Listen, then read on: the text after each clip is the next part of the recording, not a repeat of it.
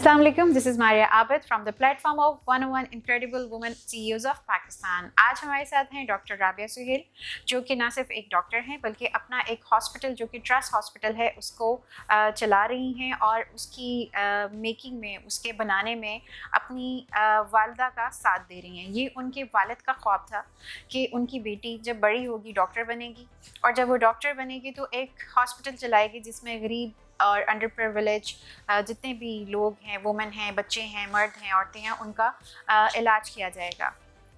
अभी इनका हॉस्पिटल जो है वो ऑलमोस्ट स्टार्ट हो चुका है और वहाँ पर ये लेस देन 50% फ़ी के साथ अपने पेशेंट्स को देख रही हैं। आइए इनसे मिलते हैं। अस्सलाम वालेकुम राबिया। अस्सलाम वालेकुम।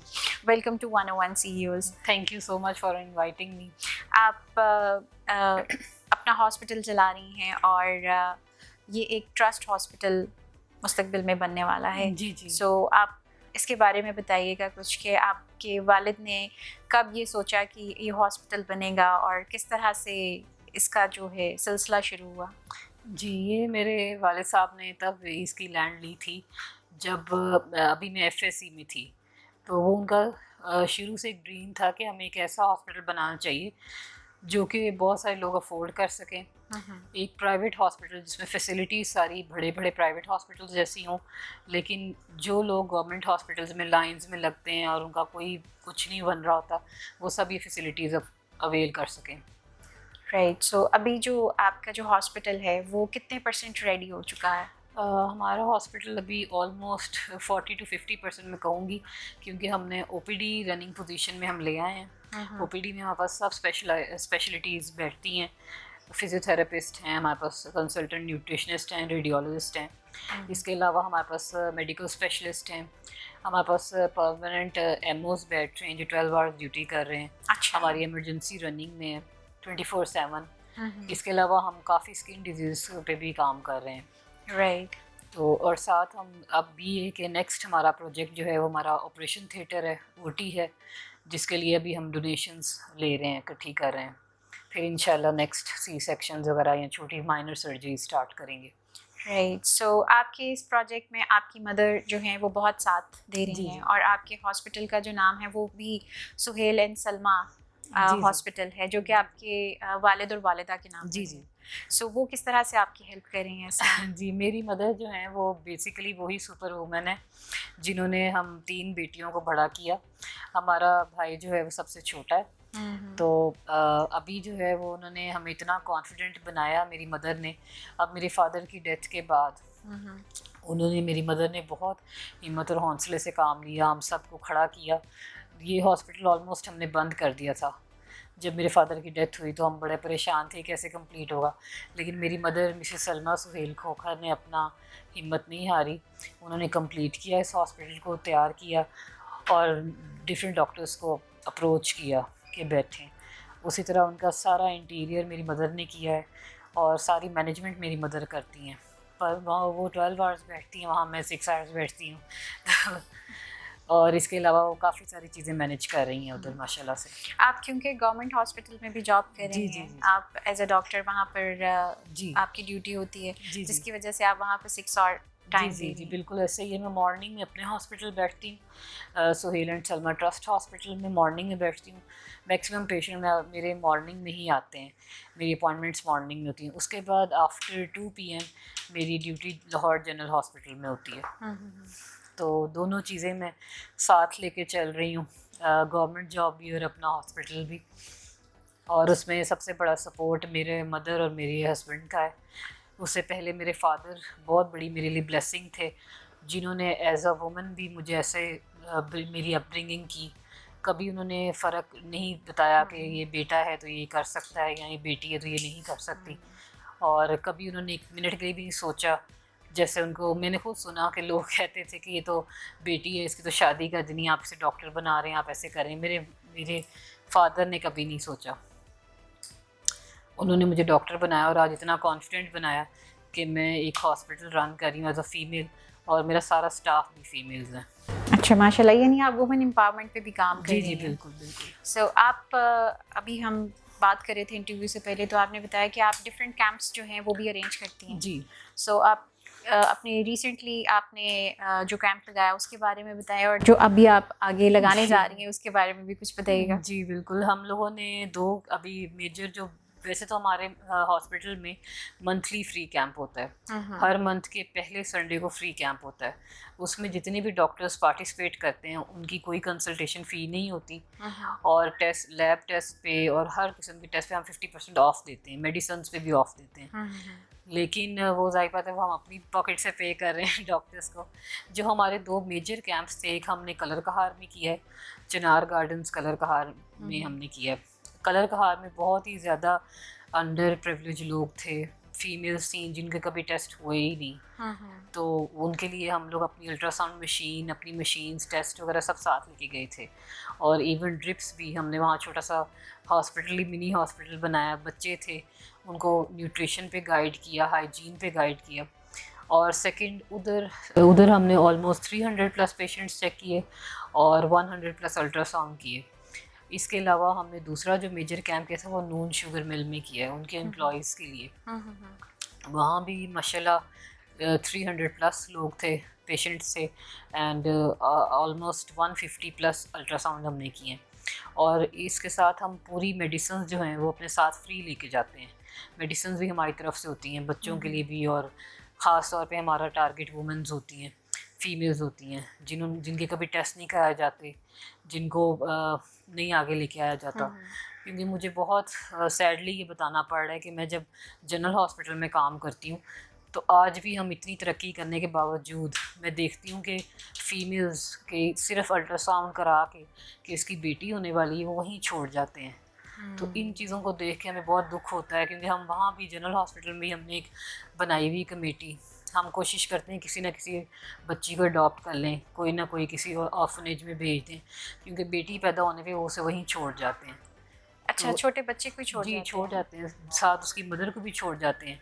अगर उसे ब्लड लगना है या उसे किसी चीज़ की ज़रूरत है, जो कि आपने उसे खाने को कुछ नहीं दिया, उसे बस काम लिया और बच्चे पैदा करवाएं, तो दोनों को उधर ही छोड़ जाते हैं। फिर वो सब डॉक्टर्स मिलके कलेक्शन करते हैं पैसों की और उसको ब्लड भी लगवाते हैं और बच्ची को भी किसी ऑर्फनेज के हवाले करते हैं।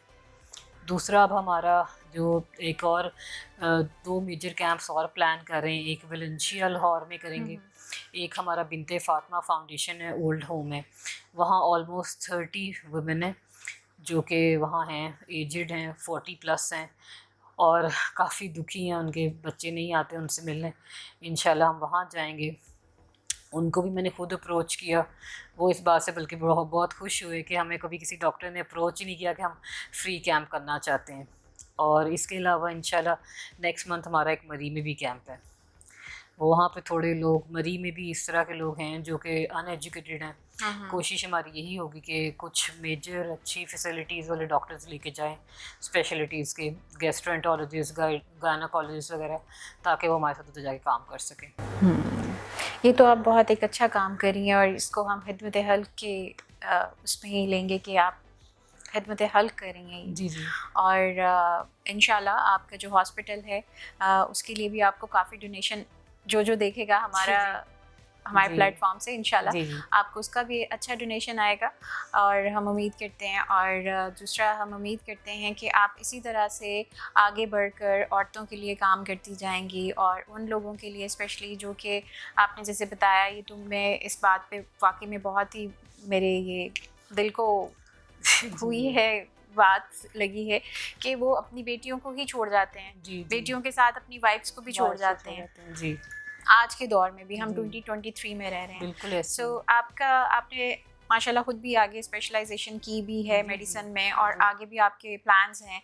सो आप उनको लेकर कैसे चलेंगी विद हॉस्पिटल और with study, and you are married also? जी जी, मेरा बेसिकली मेन फोकस तो मेरा हॉस्पिटल है, क्योंकि आप जो भी कर लो, जैसे मैं जॉब करती हूँ, आपको पता है डॉक्टर्स के बीच में एक जोक है कि डॉक्टर्स और टीचर्स कभी भूखे नहीं मरते।